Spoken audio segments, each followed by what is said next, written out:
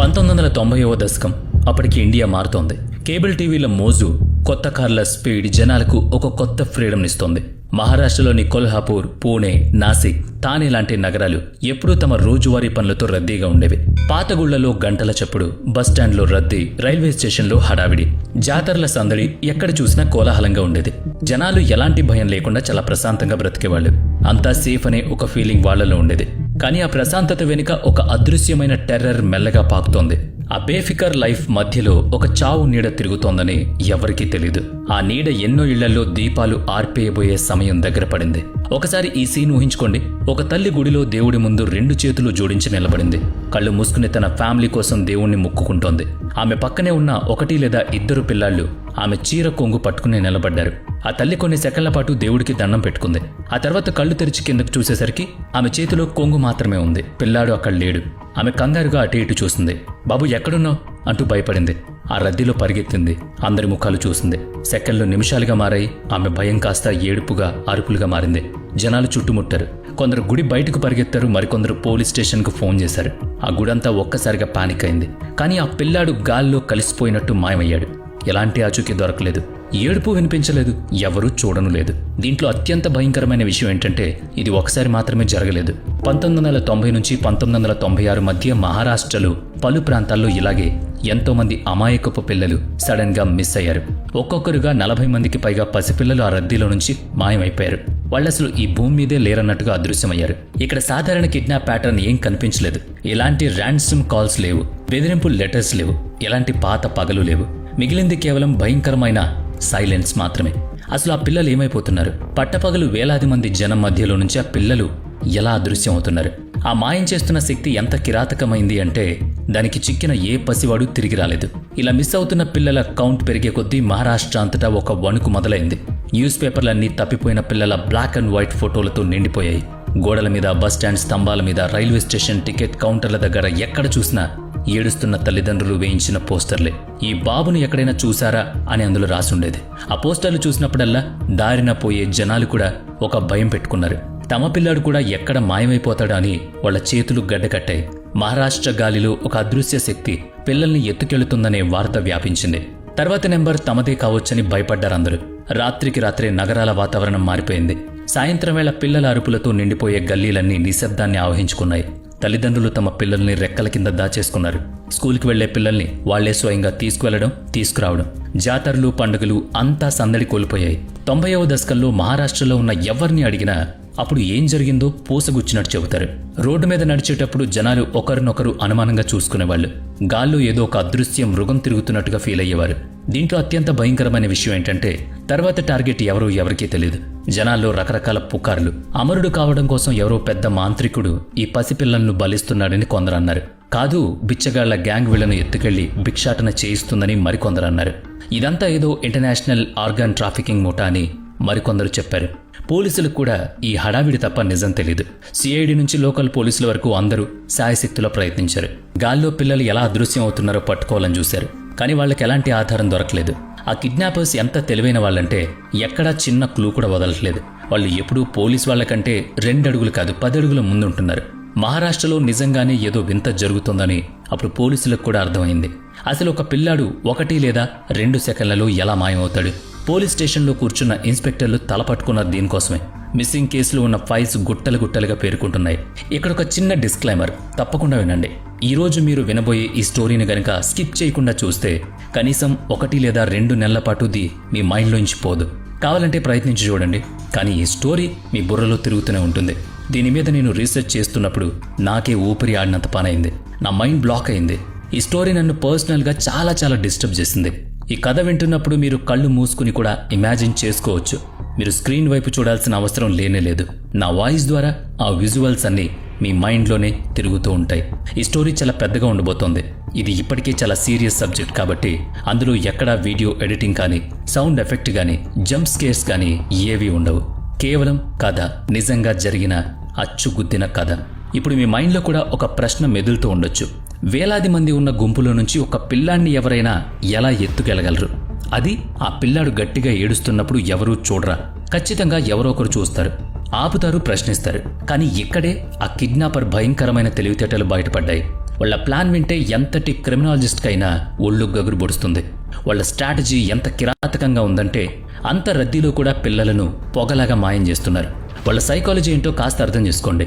అంత గుంపులో ఒక 6 అడుగుల ఆజానుబాహుడు ఏడుస్తున్న పిల్లాన్ని లాక్కెళ్తుంటే ఖచ్చితంగా అందరికీ అనుమానం వస్తుంది. జనాలు వెంటనే అతన్ని ఆపుతారు. కానీ మామూలు బట్టలు వేసుకున్న ఒక సాధారణ మహిళ తన చేతుల్లో ఏడుస్తున్న పిల్లాన్ని ఎత్తుకుని వెళుతుంటే ఎవ్వరూ ఏమీ అనరు. ఆ పిల్లాడు ఏదైనా బొమ్మ కోసం మారం చేస్తున్నాడేమో అనుకుని వాడిని వదిలేస్తారు. ఆ క్రిమినల్స్ వాడిన అత్యంత భయంకరమైన ట్రిక్ ఇదే.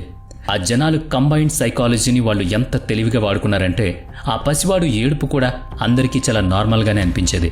అదే వాళ్ళు ప్రయోగించిన అతి పెద్ద వెపన్. ఆ ఆయుధం పేరే మాతృత్వం అనే ముసుగు. ఇప్పుడు మీరు స్క్రీన్ మీద కొందరు మహిళల్ని ఊహించుకోండి. వాళ్ళు చూడ్డానికి రోజువారీ జీవితం గడిపే సాధారణ ఆడవాళ్లు. అద్దం ముందు నిలబడి పెదవులపై చిన్న చిరునవ్వుతో ఏవో పాటలు పాడుకుంటూ చక్కగా ముస్తాబవుతున్నారు. నుదుటిన బొట్టు, కాలికి పట్టీలు, చేతికి గాజులు వేసుకుని ఎక్కడికో ప్రత్యేకమైన చోటుకు వెళుతున్నట్టుగా తయారవుతున్నారు. వాళ్ళ కళ్లల్లో ఒక వింత ఆనందం కనిపిస్తోంది. పక్కింటి ఆడవాళ్లు మాట్లాడుకుంటున్నట్టుగానే వాళ్ళు కూడా మెల్లగా నవ్వుకుంటూ ముచ్చట్లు పెట్టుకుంటున్నారు. కాసేపటికి వాళ్ళు గుడికి వెళ్లడానికి బయలుదేరారు. గుడికి చేరుకున్నాక దేవుడి విగ్రహం ముందు చేతులు జోడించి నిలబడ్డారు. కళ్ళు మూసుకుని ఏదో బలమైన కోరిక కోరుకుంటున్నట్టుగా పెదాలు కదులుతున్నాయి.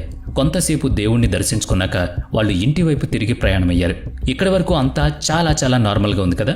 కానీ అసలు ట్విస్ట్ ఇక్కడే ఉంది. ఆ మహిళలు తిరిగి వాళ్ళ ఇళ్లకు వెళ్ళలేదు. అప్పటికే సాయంత్రం అవుతోంది. వాళ్ళు మెయిన్ రోడ్ మీద ఒక ఆటో పట్టుకుని నగరంలో ఉన్న ఒక ఫేమస్ థియేటర్ దగ్గరికి చేరారు. ఆ రోజుల్లో ఆ థియేటర్లో అప్పటికే బ్లాక్ బస్టర్ సినిమా అయిన దిల్వాలే దుల్హానియా లే జాయేంగే మొదలవబోతోంది. వాళ్లలో ఒక మహిళ తన భుజానికి వేసుకున్న ఒక ఖరీదైన హ్యాండ్ బ్యాగ్లో చేయి పెట్టి డబ్బులు తీసి ఆటో వాడికిచ్చింది. ఆ తర్వాత ఇద్దరూ కలిసి సినిమా చూడటానికి థియేటర్ లోపలికి వెళ్లారు.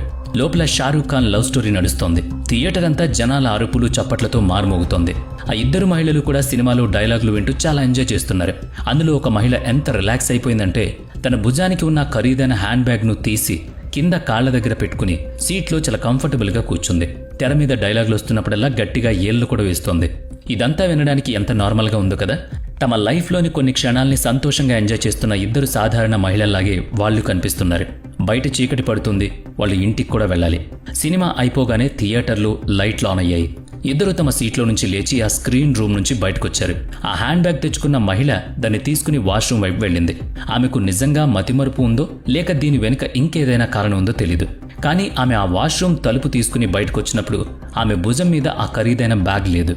ఆ ఇద్దరూ థియేటర్ నుంచి బయటకొచ్చి ప్రశాంతంగా తమ ఇళ్లకు వెళ్లిపోయారు. ఆ హ్యాండ్ బ్యాగ్ మాత్రం ఆ థియేటర్ వాష్రూమ్లోనే ఉండిపోయింది. రాత్రి గడిచిపోయింది. మరుసటి రోజు ఉదయం ఆ సినిమా థియేటర్ మళ్లీ జనాలతో సందడిగా మారింది. టికెట్ కౌంటర్ దగ్గర రద్దీ మొదలైంది. అదే సమయంలో క్లీనింగ్ పనిచేసే ఒక ఆయా బకెట్ చీపురు పట్టుకుని వాష్రూమ్ లోపలికి వెళ్ళింది. లోపల మూలన పడి ఉన్న హ్యాండ్ బ్యాగ్ మీద ఆమె కన్ను పడింది. బయట టికెట్ కౌంటర్ దగ్గర జనాలు తమ టికెట్లు పట్టుకుని థియేటర్ వైపు పరుగులు తీస్తున్నారు. సరిగ్గా అదే సమయానికి వాళ్ల చెవుల్లో రక్తం గడ్డకట్టేలా ఒక భయంకరమైన అరుపు వినిపించింది. ఆ అరుపు మరెవరిదో కాదు, లోపలికి వెళ్లిన ఆ క్లీనింగ్ ఆమెది. ఆ అరుపులో ఎంత భయం ఉందంటే బయట నిలబడ్డ జనాలు గుండెలు కూడా అదిరిపోయాయి. జనాలు తమ టికెట్లు అక్కడే వదిలేసి ఆ లేడీస్ వాష్రూమ్ బయటకు పరుగులు తీశారు. కాసేపటికి పోలీసు వాళ్ళు కూడా అక్కడికి చేరుకున్నారు.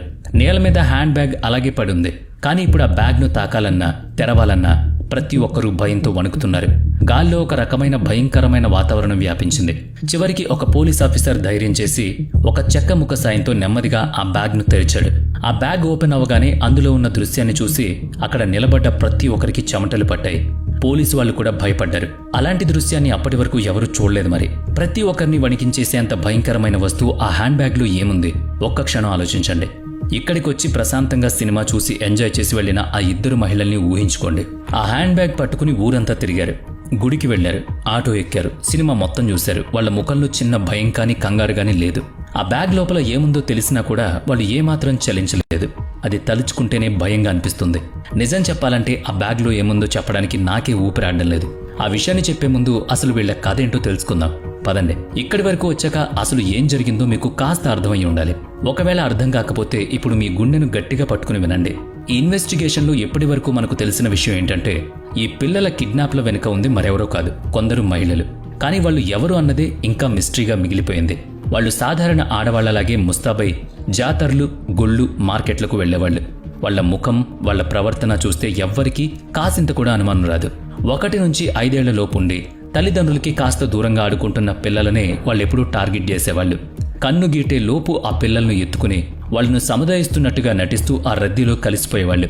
ఇదంతా ఎంత న్యాచురల్గా జరిగేదంటే వాళ్ళ మీద ఎవరికి ఇసుమంత కూడా డౌట్ రాదు. ఇప్పుడు మీరు ఒక విషయం వింటే షాక్ అవుతారు. ఆ మహిళల అసలు టార్గెట్ కిడ్నాప్ చేయడం కాదు, ఆ పిల్లలను వాళ్ళు ఒక భయంకరమైన పని కోసం వాడుకునేవాళ్ళు. ఆ మహిళలు నిజానికి ఒక పెద్ద జేబు దొంగల ముఠాకి చెందిన వాళ్ళు. రద్దీగా ఉండే ప్రాంతాల్లో జనాల పర్సులు, బంగారు వస్తువులు, విలువైన వస్తువులు దొంగలించడమే వాళ్ల పని. ఈ దొంగతనాల నుంచి తప్పించుకోవడానికి ఆ పిల్లలను వాళ్ళు ఒక కవచంలా వాడేవారు. ఒకసారి ఊహించుకోండి, ఒక గుడిలో ఒక మహిళ ఎవరో భక్తుడి జేబు కొట్టేస్తూ దొరికిపోయింది. ఆ భక్తుడు గట్టిగా అరుస్తూ వీళ్లను పట్టుకోండి దొంగలు అని కేకలు వేస్తాడు.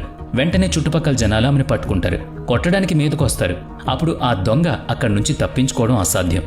కానీ ఆమె చేతిలో కిడ్నాప్ చేసిన ఆ పసివాడున్నాడు. అతన్ని ఇప్పుడు ఆమె తన రక్షణ కవచంలో వాడుకుంటోంది. తనను తాను కాపాడుకోవడానికి ఆ మహిళ చేసే పని చూస్తే ఎవరికైనా రక్తం గడ్డకడుతుంది.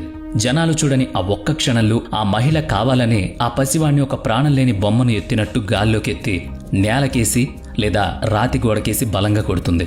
ఆ పసివాడి తల పగిలి రక్తం ఉబ్బికొస్తుంది.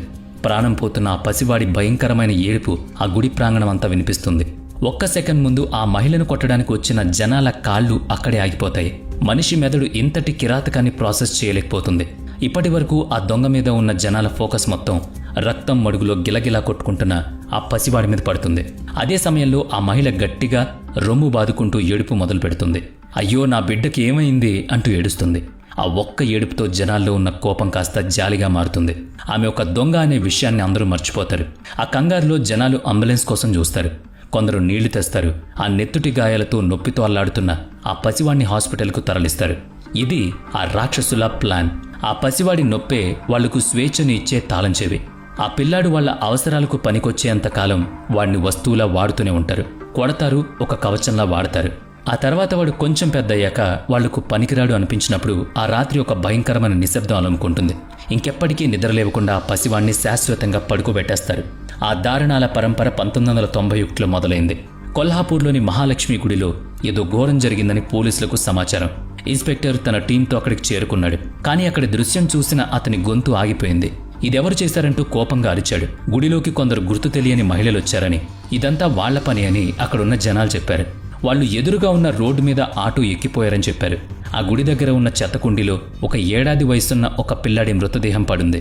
ఆ పసివాడిని ఎంత కిరాతకంగా చంపేశారంటే ఒక మనిషి అంత క్రూరంగా ఎలా ప్రవర్తిస్తాడో కూడా వాళ్ళకు అర్థం కాలేదు. పోలీసులు తమ ఇన్వెస్టిగేషన్ మొదలుపెట్టారు. ఆ పిల్లాన్ని చంపడానికి వాడిన ఆయుధం కోసం గుడి పరిసరాలన్నీ వెతికారు. కానీ ఏదీ దొరకలేదు. అప్పుడే క్రైమ్ సీన్కి కొద్దిగా దూరంలో ఉన్న ఒక కరెంటు స్తంభం మీద ఇన్స్పెక్టర్ కన్నుపడింది. ఆ స్తంభం దగ్గరికి వెళ్లిన ఇన్స్పెక్టర్ ముఖంలో భయం. ఎందుకంటే అక్కడ ఎలాంటి ఆయుధం లేదు. ఆ కరెంటు స్తంభమే అసలైన ఆయుధం. ఆ స్తంభం నిండా ఎండిపోయిన రక్తపు మరకలు. ఆ రాక్షసులు ఆ పసివాడి తలను పట్టుకుని ఆ స్తంభానికేసి బాది చంపేశారు. ఆ తర్వాత ప్రతి జిల్లాలోనూ ఒక స్పెషల్ టీంను ఏర్పాటు చేశారు. ఆ హంతకులను పట్టుకోవడానికి రాత్రింబవళ్లు ప్రయత్నించారు. కానీ ఎలాంటి లాభం లేకపోయింది. కనురెప్ప కొట్టేలోపు వాళ్ళు గాల్లో కలిసిపోతున్నారు. ఆ కిడ్నాపర్ల మాస్టర్ మైండ్ ఎప్పుడూ పోలీసుల కంటే ముందుంటోంది. ఈ నెత్తుటి ఆట ఏళ్ల తరబడి సాగుతూనే ఉంది. సంతోష్, స్వప్నిల్, పంకజ్, అంజలి, బంటి, స్వాతి, గుడ్డు, మీనా, రాజన్, శ్రద్ధ, గౌరీ ఇవన్నీ కేవలం పేర్లు కావు. వికసించకముందే ఆ రాక్షసుల చేతుల్లో నలిగిపోయిన పసిమొగ్గలు. నేరస్తులు వరుసగా పోలీసుల కళ్ళుగప్పి తప్పించుకుంటున్నప్పుడు వాళ్లలో అహంకారం పెరిగిపోతుంది. తమను ఎవరూ ఏం చేయలేరని, తామే దేవుళ్లమని ఫీల్ అయ్యారు. ఆ అహంకారమే వాళ్ల పతనానికి కారణమైంది. ఆ కిడ్నాపర్ల విషయంలో కూడా అదే జరిగింది. 1996 చివరి నాటికి వాళ్ళు చేసిన ఒక చిన్న తప్పు వాళ్ల కొంప ముంచింది. అప్పటి వరకు వాళ్ళు ఎవరికీ తెలియని పేద పిల్లలను మాత్రమే కిడ్నాప్ చేశారు. దీనివల్ల పోలీసులకు ఎలాంటి లింక్ దొరకలేదు. కానీ 1996 అక్టోబర్ నెలలో పగ తీర్చుకోవాలనే కోపం వాళ్ల కళ్ళు మూసేసింది. తమ సొంత కుటుంబానికి చెందిన ఒక చిన్నారిని వాళ్ళు కిడ్నాప్ చేశారు. ఆ పాప పేరు క్రాంతి. 9 ఏళ్ల వయసున్న క్రాంతికి ఆ కిడ్నాపర్లు ఎవరో బాగా తెలుసు. పైగా ఆమె వయసు కొంచెం పెద్దది కాబట్టి దొంగతనాలకు ఆమె పనికిరాదు. అరిచి గొడవ చేసే అవకాశం ఉంది. అందుకే ఆమెను పూణే దగ్గరున్న నర్సోబావాడి ప్రాంతంలోని ఒక చెరుకు తోటలో దారుణంగా చంపేశారు.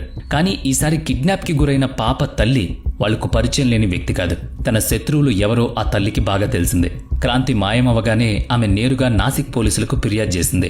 తన కూతుర్ని పలానా వాళ్లే ఎత్తుకెళ్లారని, వాళ్ల మీద తనకు పూర్తి అనుమానం ఉందని చెప్పింది. వెంటనే వెళ్లి వాళ్ళని పట్టుకోమని కోరింది. దశాబ్దాల కాలంగా ఛేదించలేని ఒక పెద్ద మిస్టరీకి పడిన తొలి బీజం అది. ఆ మిస్టరీ కిడ్నాపర్లు ముసుగు తొలగిపోయే సమయం ఆసన్నమైంది. నాసిక్ పోలీసులు ఏమాత్రం సమయం వృధా చేయకుండా వెంటనే రంగంలోకి దిగారు. అప్పటికే కిడ్నాపర్ల చేతిలో వాళ్ళు చాలాసార్లు మోసపోయి ఉన్నారు. ఈసారి వాళ్లను వదలకూడదని నిర్ణయించుకున్నారు. నిందితుల పేర్లు స్పష్టంగా తెలియడంతో మహారాష్ట్ర అంతటా తమ ఇన్ఫార్మర్లను అలర్ట్ చేశారు. రిపోర్ట్స్లో ఉన్న అనుమానితుల ఇళ్ల మీద వరుసగా దాడులు చేశారు.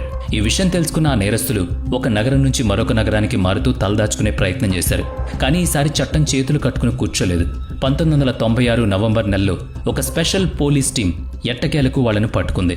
వాళ్లకు బేడీలు వేసి పోలీస్ స్టేషన్కు తీసుకొచ్చినప్పుడు వాళ్లను చూసి పోలీసులు కూడా షాక్ అయ్యారు. వాళ్లేదో భయంకరమైన గ్యాంగ్స్టర్లు కారు, ఇంటర్నేషనల్ మాఫియా కూడా కాదు. వాళ్ళు ఒక సాధారణ కుటుంబం. ఒక తల్లి, ఆమె 2 కూతుళ్లు. మహారాష్ట్రలో నేటికి ఎంతోమంది భయపడుతున్న రాక్షసుల పేర్లు ఇప్పుడు బయటపడ్డాయి. ఆ గ్యాంగ్ మాస్టర్ మైండ్ వాళ్ల తల్లి అంజనాబాయి గావిత్, ఆమె పెద్ద కూతురు రేణుకా షిండే, చిన్న కూతురు సీమా గావిత్. ఇక కిడ్నాప్లకు వాడే వ్యాను నడిపేది రేణుక భర్త కిరణ్ షిండే. ఈ మొత్తం ఆటకు అసలు సూత్రధారి ఆ తల్లి అంజనాబాయి. నాసిక్లో ఒక పేద కుటుంబంలో పుట్టిన అమ్మాయి అంజనాబాయి. కానీ జీవితం ఆమెను చిన్నప్పటి నుంచి మోసం చేసింది. కొంచెం పెద్దయ్యాక ఒక ట్రక్ డ్రైవర్తో కలిసి పూణే పారిపోయింది. 1973లో మొదటి కూతురు రేణుక పుట్టాక ఆమె భర్త ఆమెను వదిలేసి వెళ్లిపోయాడు.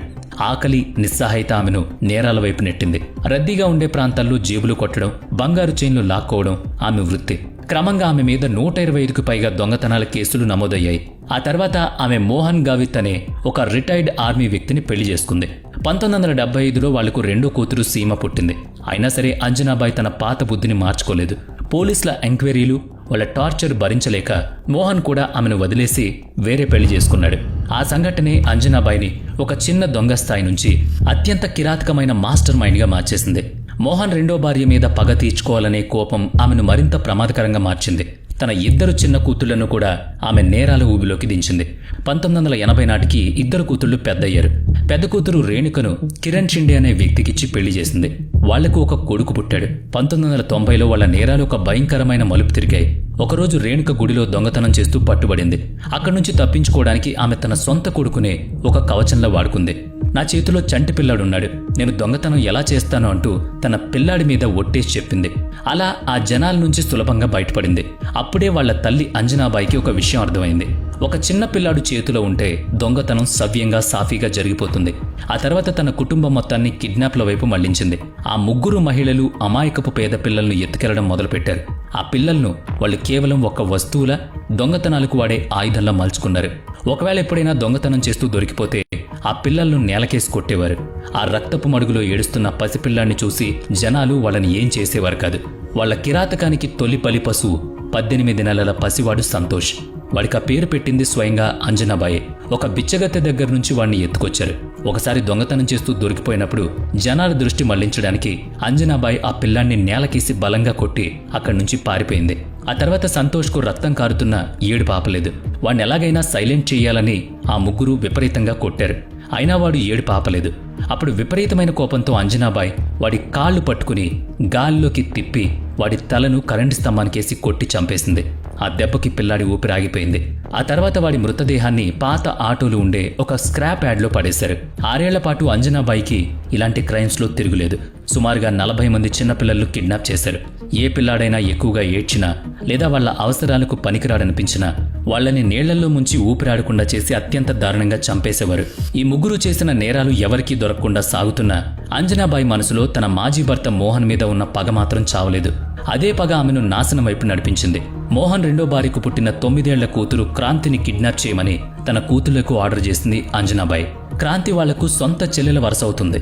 కేవలం తండ్రి మీద కోపంతోనే ఆమెను కిడ్నాప్ చేశారు. కిడ్నాప్ చేసిన 3 నెలల తర్వాత ఆ 3 కలిసి పూణే దగ్గరున్న చెరుకు తోటలో క్రాంతిని కొట్టి చంపేశారు. కానీ క్రాంతి తల్లి ప్రతిభ వెంటనే పోలీసులకు ఫిర్యాదు చేసి నేరుగా అంజనాబాయి పేరే చెప్పేసింది. పోలీసులు వాళ్లను అరెస్ట్ చేశారు. కానీ క్రాంతి కేసు తప్ప మిగతా 40 మంది పిల్లల మిస్సింగ్కు సంబంధించి పోలీసుల దగ్గర ఎలాంటి ఆధారాలు లేవు. అంజనాబాయి, రేణుక, సీమ 3 పోలీసుల ముందు నోరు మెదపలేదు. 3rd డిగ్రీ ప్రయోగించినా కూడా వాళ్ళు నిజం చెప్పలేదు. అప్పుడు పోలీసులు తమ మాస్టర్ ప్లాన్ చేశారు.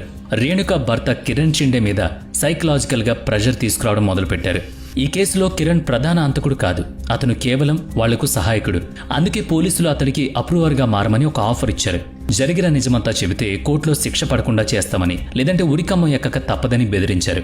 చావు భయంతో కిరణ్ లొంగిపోయాడు. పోలీసుల ముందు, మెజిస్ట్రేట్ ముందు కిరణ్ ఒక్కొక్క నిజం బయటపెడుతుంటే వింటున్న వాళ్ల చెవుల్లో రక్తం కారింది. ఇన్వెస్టిగేషన్ చేస్తున్న ఆఫీసర్ల కళ్ళల్లో నీళ్లు తిరిగాయి. వాళ్ల గుండెలు బరువెక్కాయి. కొల్హాపూర్లోని మహాలక్ష్మి గుడిలో సీమ తొలిసారిగా దొరికినప్పుడు ఆమెను కాపాడ్డానికి